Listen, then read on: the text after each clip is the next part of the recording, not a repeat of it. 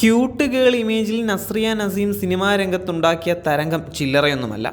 ചെറിയ പ്രായത്തിലേ അഭിനയ രംഗത്തേക്ക് കടന്നു വന്ന നസ്രിയ നായികയായപ്പോൾ തുടരെ അവസരങ്ങൾ വരികയായിരുന്നു. മലയാളത്തിലും തമിഴിലും ഒരുപോലെ തിരക്കുമായി. തെന്നിന്ത്യയിൽ അടുത്ത താരറാണിയായി നസ്രിയ മാറുമെന്നാണ് എല്ലാവരും കരുതിയിരുന്ന കാര്യം. എന്നാൽ സിനിമാ കരിയറിനേക്കാൾ തൻ്റെ വ്യക്തി ജീവിതത്തിനാണ് നസ്രിയ നസീം പ്രാധാന്യം നൽകിയിട്ടുണ്ടായിരുന്നത്.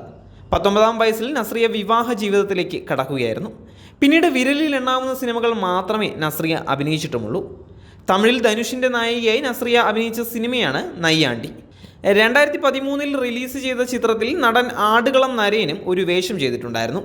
നസ്രിയയ്ക്കൊപ്പം അഭിനയിച്ചതിൻ്റെ ഓർമ്മകൾ പങ്കുവെച്ചുകൊണ്ട് ആടുകളം നരേൻ പുതിയ അഭിമുഖത്തിൽ പറഞ്ഞ വാക്കുകളാണ് ഇപ്പോൾ ശ്രദ്ധ നേടിക്കൊണ്ടിരിക്കുന്നത്.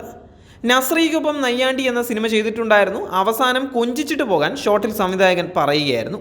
കെട്ടിപ്പിടിച്ച് കൊഞ്ചിക്കുമ്പോൾ അറിയാതെ ഞാൻ നെറ്റിയിൽ ഉമ്മ വെച്ചു. അവർ ഒന്നും പറഞ്ഞില്ല. ഷോട്ട് കഴിഞ്ഞ ഉടനെ എല്ലാവരും ക്ലാപ്പ് ചെയ്തു. അവസാനത്തെ കെമിസ്ട്രി സൂപ്പറായിരുന്നു എന്ന് പറഞ്ഞു. സോറി നസ്രിയ, പ്ലാൻ ചെയ്യാതെ അങ്ങനെ ചെയ്തു പോയെന്ന് ഞാൻ പറഞ്ഞു. അതിനെന്താ അച്ഛ എന്ന് പറഞ്ഞ് നസ്രിയ എൻ്റെ സ്വന്തം അച്ഛനടുത്ത് കൊണ്ടുപോയി. ഇതെൻ്റെ റിയൽ അച്ഛൻ എന്ന് പറഞ്ഞു. നിങ്ങൾ നന്നായി അഭിനയിച്ചുവെന്നും നസ്രിയ പറഞ്ഞെന്ന് ആടുകളം നരേൻ ഓർക്കുകയാണ്.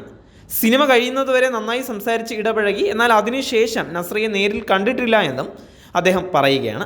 സൂക്ഷ്മദർശിനിയാണ് നസ്രിയ നസീമിൻ്റെ ഒടുവിൽ പുറത്തിറങ്ങിയ സിനിമ. ബേസിൽ ജോസഫും നസ്രിയയും പ്രധാന വേഷം ചെയ്ത സിനിമ മികച്ച വിജയം തന്നെയാണ് നേടിയത്. സൂക്ഷ്മദർശിനിക്ക് ശേഷം ലൈംലൈറ്റിൽ നിന്നും പൂർണ്ണമായി മാറി നിൽക്കുകയാണ് നസ്രിയ നസീം. വ്യക്തിജീവിതത്തിൽ വിഷമഘട്ടം അഭിമുഖീകരിക്കുന്ന സമയമാണ് ഇത് എന്നും അതുകൊണ്ടാണ് താൻ മാറി നിൽക്കുന്നത് എന്നും നസ്രിയ നസീം വ്യക്തമാക്കിയ കാര്യമാണ്.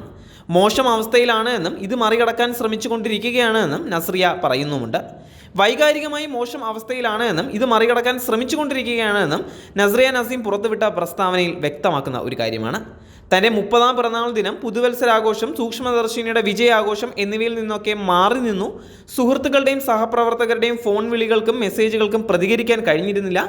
മാനസികമായി പൂർണ്ണമായും ഷട്ട് ഡൗൺ ആയ അവസ്ഥയിലായിരുന്നു താനെന്നും നസ്രിയ നസീം തുറന്നു പറഞ്ഞിരിക്കുകയാണ്.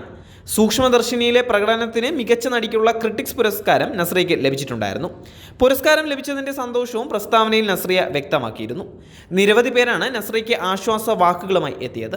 സമാദ ഉൾപ്പെടെയുള്ള താരങ്ങൾ നസ്രിയയ്ക്ക് ധൈര്യം നൽകിക്കൊണ്ട് കമൻറ്റ് ചെയ്തിരുന്നു. ആദ്യമായാണ് നസ്രിയ ഇത്തരത്തിലൊരു തുറന്നു പറച്ചിൽ നടത്തുന്നത്. എപ്പോഴും രസകരമായി സംസാരിക്കുന്ന നസ്രിയയെ മാത്രമേ ആരാധകർ കണ്ടിട്ടുമുള്ളൂ.